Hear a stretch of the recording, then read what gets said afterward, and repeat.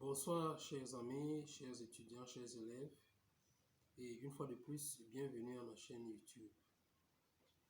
Comme je l'avais dit lors de ma précédente vidéo, j'avais l'intention, pendant ces quelques vidéos que je vais partager avec vous, de revenir sur un certain nombre d'exercices littéraires qui très souvent créent de nombreux problèmes à nos élèves pendant les examens officiels. Mais il faudrait bien qu'on comprenne que ces exercices, nous ne les apprenons pas seulement pour réussir aux examens officiels. C'est aussi et surtout pour pouvoir utiliser la langue française et toutes les autres langues, bien évidemment, dans la société et pour pouvoir s'exprimer. Donc, très souvent, certains candidats, certains élèves se demandent pourquoi est-ce qu'on étudie les exercices littéraires. Il faudrait bien qu'on comprenne que chaque exercice littéraire a une visée. Par exemple, la dissertation dont nous allons parler aujourd'hui a une visée de faciliter a pour visée de faciliter votre expression, votre capacité à débattre, votre capacité à analyser un problème intellectuel et de pouvoir en ressortir un certain nombre de solutions.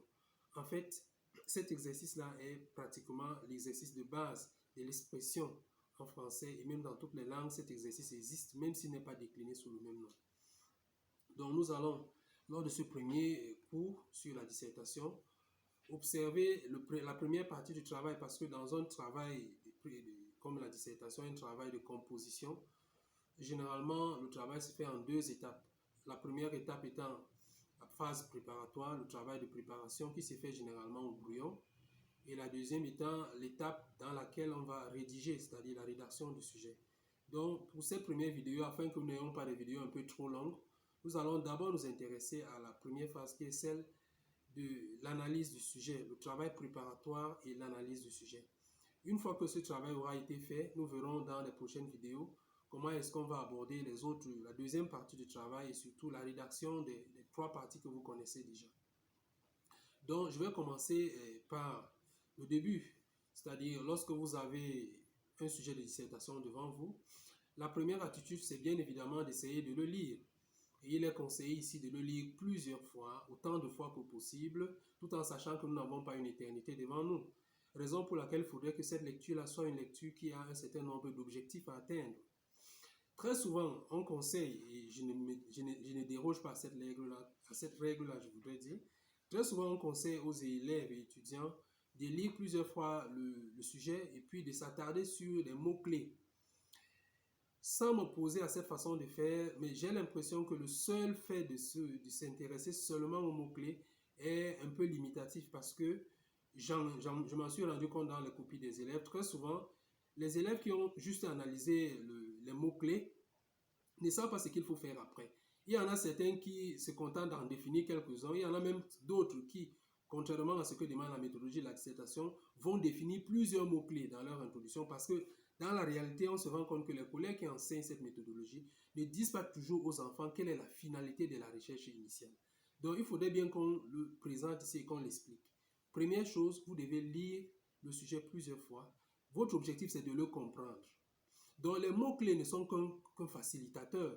Ils vous permettent d'avoir un certain nombre d'éléments de compréhension sur les différents mots du sujet. Mais il ne faut pas vous intéresser seulement aux mots que vous appelez mots-clés. Il faut vous intéresser à tous les mots. Parce qu'il peut y avoir un adverbe quelque part, une conjonction qui met en évidence une restriction qui change complètement le sens du sujet. Donc, il ne faut pas simplement s'intéresser à ce que l'on appelle mots-clés. En fait, il faut s'intéresser à tous les mots. Une fois que l'on a essayé de comprendre ces différents mots, on essaie maintenant de les comprendre dans leur globalité. Qu'est-ce qu'ils veulent dire? Parce qu'à la fin, il faudrait bien qu'on se pose la question essentielle.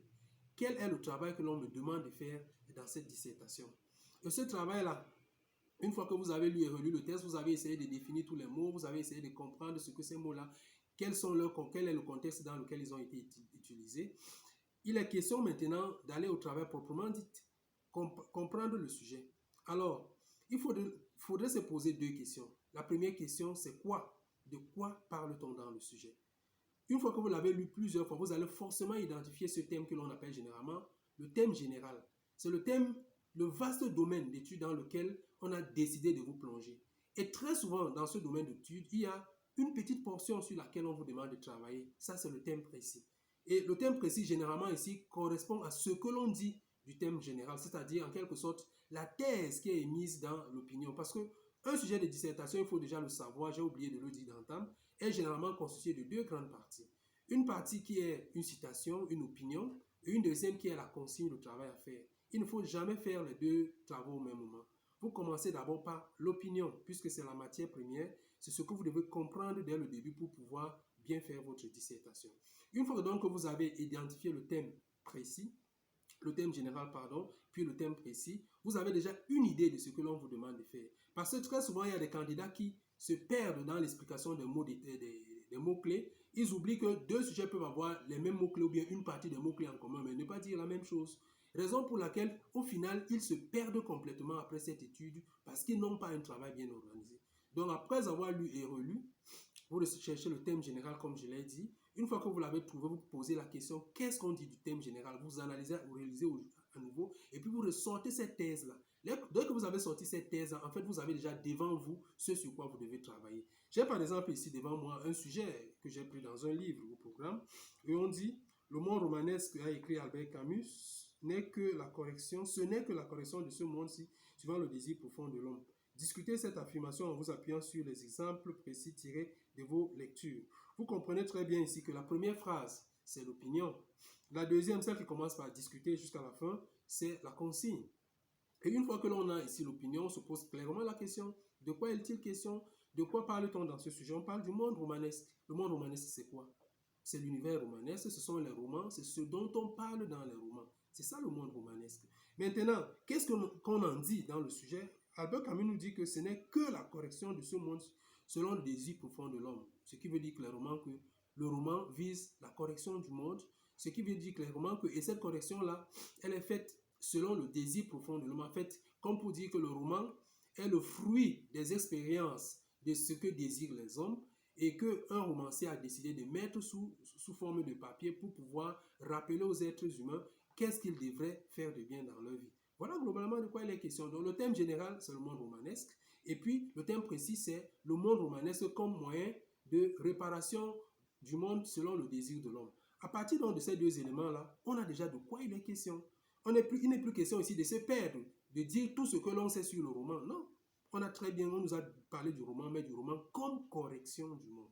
Alors, à partir de ce moment-là, on a déjà une idée de ce dont il est question. On passe donc à la deuxième phase. Puisqu'on connaît déjà de quoi il est question dans le sujet, il faut passer à la deuxième phase qui est celle de la reformulation. Ou bien si vous voulez, oui, c'est bien la reformulation. Il est question de relier la première partie, c'est-à-dire la citation que vous venez d'analyser et dont vous avez sorti la quintessence, avec la deuxième partie qui est la consigne. Ici, on a dit, discutez cette affirmation en vous appuyant sur des exemples précis tirés de vos lectures. On voit clairement qu'on nous dit déjà le travail qu'il faut faire. On dit discuter.